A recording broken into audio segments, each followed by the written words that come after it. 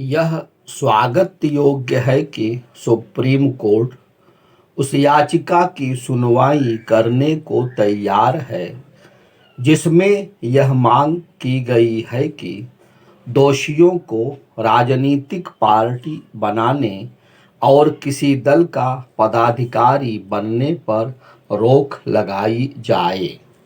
हालांकि supreme court ने इस याचिका को शीघ्र सुनने की आवश्यकता नहीं समझी, लेकिन यह आशा की जाती है कि वह उस पर गंभीरता से विचार करने के साथ ही ऐसा कुछ करेगा जिससे किसी आपराधिक मामले में सजा पाए नेता किसी दल में पद न धारण कर सके और न ही अपना राजनीतिक दल बनाने पाएं।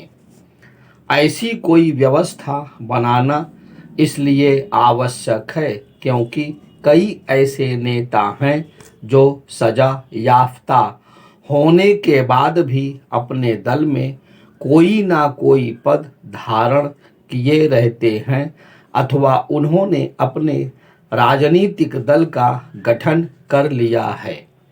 यह और कुछ नहीं, सजा याफ्ता नेताओं की ओर से पर्दे के पीछे से की जाने वाली राजनीति है।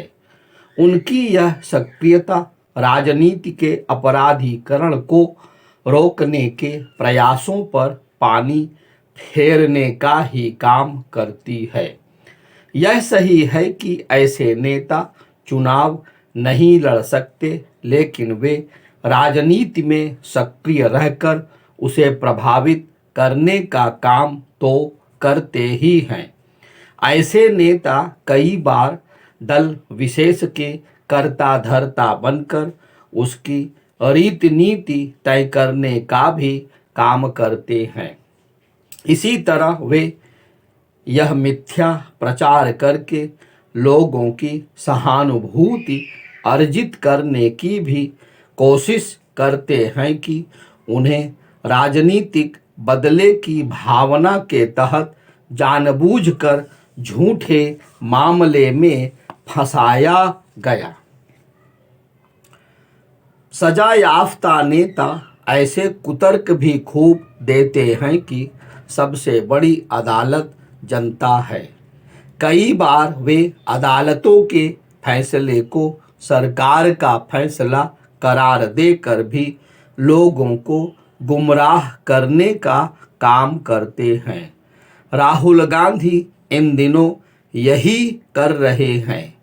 उन्हें आपराधिक मानहानि के मामले में सूरत की एक अदालत ने सजा सुनाई है और उसके चलते उन्होंने लोकसभा सदस्यता गंवा दी है, लेकिन वह और उनके साथी यही प्रचारित करने में लगे हुए हैं कि उन्हें सरकार ने सजा दी है क्योंकि वे उसके विरुद्ध बोल रहे थे।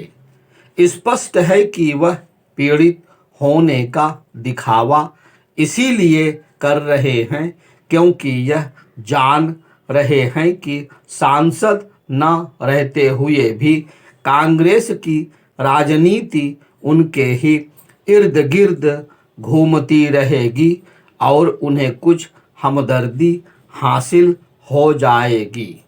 कायदे से सजा याफ्ता नेताओं को राजनीति से दूर करने का काम राजनीतिक दलों को ही करना चाहिए, लेकिन वे ना तो इसके लिए तैयार हैं और ना ही चुनाव आयोग के उस प्रस्ताव को स्वीकार कर रहे हैं जिनके तहत इस पर बल दिया जा रहा है।